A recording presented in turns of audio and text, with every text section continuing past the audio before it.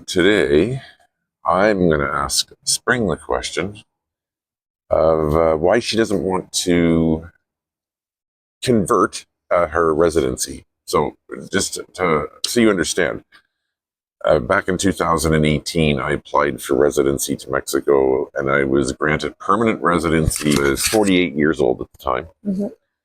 And there was no questions about anything at that point in time. It was a one-time fee, and it was a one-time application, and it was relatively simple to do and relatively pain-free. And then a lot of people started going to Mexico over the last 7 years. And so Spring applied for permanent residency. She qualified for permanent residency. And they only granted her temporary residency, meaning that she would have to renew that temporary residency after 1 year, and then do it every year thereafter for 4, or renew it after 1 year for a 3-year period, and then after 4 years she could convert it to permanent. Spring has elected not to convert her temporary residency into permanent residency, even though she's down the home stretch. So why is that? The reason was very simple. The Mexico residency, it was very confusing thing to me, and I am very logical person, like I am analytical, so I try to make sure, like, if I do something, I understand the logic behind it. But for the Mexico PR card, even today, I still don't get to the logic. So you back then was 48 years old. You applied for PR, the permanent resident card, and you met the financial requirement, which was the only requirement posted on the Mexico, consulate website for immigration and a visa.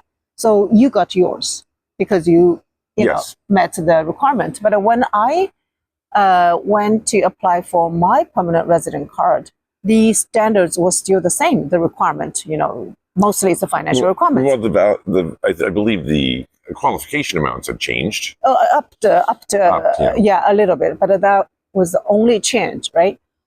But when I was talking, when I had the interview with the Mexico consulate officer in Calgary, and he just looked at me and said, "Oh, I cannot give you a permanent resident card." And I say, "Why?" Right? And I say, "I met the requirement you posted on the website." And the answer he gave it to me was, "Oh, you look too young." And I said, "No, this has nothing to do with how I look, right? If I was meeting the requirement, then you just kind of say, yes, you met the requirement, you give it to me." No. So anyway, I kind of tried to convince him that I was actually older than 48 years when you got your permanent resident card. And he just shook his head and said, "No, you're too young to retire." So, and back then we had I had a reason to go to Mexico and live there full time with you for 2 years. It was after COVID 2022. So I said, okay, I'm gonna, just bite the bullet and go through the process. So I paid the application fees and flew to Mexico, landed within 3 months before the visa expired, and then had to go through the appointment process in Playa Common with the INM office. Mm-hmm. It was like back and forth, many, many trips. But anyway, eventually I got my 1 year. So that's the one reason, like I didn't still, even today, understand what's the logic, like why that particular man in that Mexican consulate in Calgary didn't give me the PR card when I checked the box. So that's the first reason. I just felt I was not treated fairly for some very weird reason. You really have to question, what it is that fits for your values and beliefs. Mm-hmm. And, you mentioned something that's probably spot on about Mexico. There's no consistency. And so, if and I don't say this in a joking manner. This is coming from firsthand experience. You have to appreciate we didn't ever hire facilitators to do anything for us. we did everything ourselves. So this is not, the facilitator told us this or somebody got this wrong. I mean, this was our firsthand experience with, dealing with the situation. This might be a good place to actually put in my little clip that day of, the simple process of renewing the line. You go this line, another line for the pay online, to wait in line to see which line you ultimately pay in or wait in until you can get through the line and actually get your circulation card. Yeah. That was just for the annual circulation card for the truck. The second biggest reason is I myself, whether I work for somebody, work for the company, or managing my own money, I always try to find the most efficient, effective way so that I don't waste money. And I just hate the greedy people who actually twist the process just to make a few extra bucks. So that particular comment actually really also happened in two folds for my PR resident journey, and eventually I decided to say, okay, I'm not going to satisfy your greediness. The first fold is later on, once I got my first year residency card, and I had to renew for the second time to get the 2-year, the temporary resident card. And then after that one, I supposedly to pay another time to get my permanent resident card. So in the pesos, right, for Dan, when he got his first permanent resident card at one go, you paid around 9,000 pesos. So roughly around 500 USD, more or less. Yes, it was. Right? Yes, it was. Yeah. Okay, so for me, I had to pay, in order to get the permanent resident card, I had to pay 3 times. So the first time was around 9,000 pesos just to get my 1 year. And then the second year, I had to go to the INM office and line up and multiple times just to make appointment and clean up the paperwork. And they never tell you straight up. They always say, oh, you're wrong, so come back next day, right? So anyway, the second time I paid, I believe was another 9,000 plus pesos to get my 2 years. No, I think it was it was more than that. If we should check the records on that. Mm-hmm. I think it was more than that because there were some people that were renewing every year mm-hmm. because at the end of the first year you could renew for another year at one amount, or you could do the whole 3 years mm-hmm. for a higher amount. Right. But the bottom line is you had to pay 3 times. And then, of course, with this conversion to permanent coming up this year, the fees were like doubled this year. Yeah, they jumped, right? They jumped from 11,000 pesos or something to almost 20,000. 20,000. And I said, oh my God, just for a Mexican PR card, you government find a way to kind of scout people like me who saved up enough to, take a semi-retirement, right? And that really kind of is distasteful. So I said, okay, I'm not going to contributing to that greediness. Then the second fold is really about the situation, the facilitator phenomena in Mexico. I mean, those facilitators, they work hard, they find a way to make money, good for them. But later on, during the, many times going to the government agencies, I found those facilitators, yes, they make a living through their work or network relationship, whatever the effort they put in. But on the other side, they're also making the system really difficult for people who wanted to do things on their own. Right? So they actually had this special arrangement with the government agencies or officers. Well, and I said, if you give me 10 spots on the day, then I can give you, I don't know, the cut, like 20, 30, 40, 50%. It's all good. But what really affects the other people is those people, the normal people who hopelessly line up and cannot afford to pay the facilitator or refuse to pay the facilitator, all of them lost that 10 spots on that day. So then the appointment situation become more and more difficult, and it becomes a vicious circle.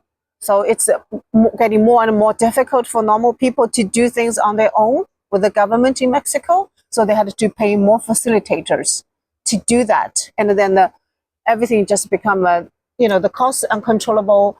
The order is completely destroyed, and I all my life has been trying to simplify life, and when I look at the whole situation, I say, holy moly! Like, if I don't need to live in Mexico full time, I would not participate in that kind of dirty game.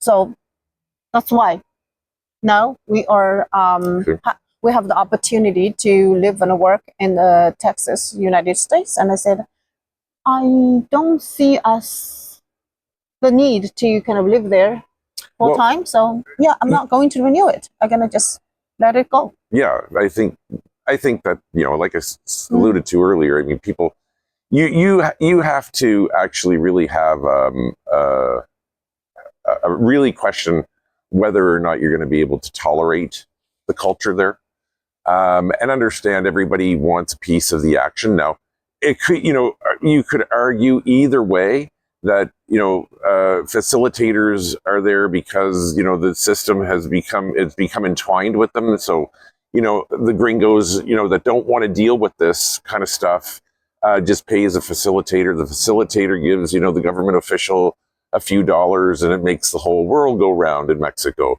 The supply and demand issue wouldn't be there if, more people would just go through processes on their own, perhaps, or, maybe the system has just become so onerous at this point in time because too many people didn't want to go through it on its own. I don't know which came first in this situation. It's a vicious circle. But it is a vicious circle. So, and like I say, back in 2018, when I did it, there weren't as many people going down there at that time. So it was a relatively straightforward process. I mean, I didn't deal with a facilitator.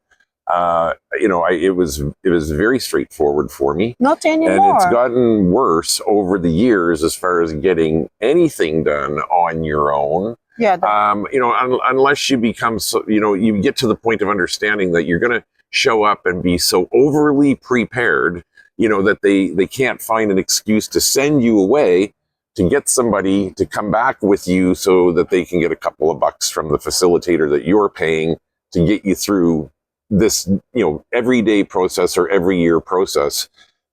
It's just typical things like driver's licenses or switching electrical accounts or renewing, the license on your vehicle, like just simple CFE, things. RFC, bank account. That should be relatively straightforward and easy to do, are just cumbersome, overcomplicated, and basically I, design that way at this point in time to make it difficult and or for somebody to get paid. And so that's, I think maybe why you were at the point you were at. I mean, and, here we were, having just completed an e-visa, for the United States, and which was, basically fill out the paperwork, check all the boxes, come for your interview. We review it, and if it meets the criteria, you're in. And there's no facilitator. We could have hired a lawyer to do that for us, but we did that one ourselves too. Yeah. So but it was very straightforward. It was like when we bought property here, and I went in to get, because the property tax is paid. And, you just go to the window and you say, hey, I'm just here to pay these property taxes. And they said, well, what's your name? And they look it up on the system. How would you like to pay? In Mexico, you go, to pay your property taxes. If you don't do it online and you're going to wait in an extraneous lineup, they're going to ask you for copies of your, let me see your original passport and INM card, your residency card. And I also will need a copy of it. And all of this like crazy paperwork. And it's like, why do I have to prove who I am to pay my own bill? you know, it's not like I go around Mexico and just randomly paying people's bills. Yeah, I haven't met that kind of person, but yeah, no, totally like illogical. And I just kind of pictured what it would be like if we truly kind of wanted to do business, continue doing business in Mexico, and in that kind of a vicious circle system, I just felt like so much time, effort, and money will be wasted, and we don't have much to waste. For the rest of our life, not much.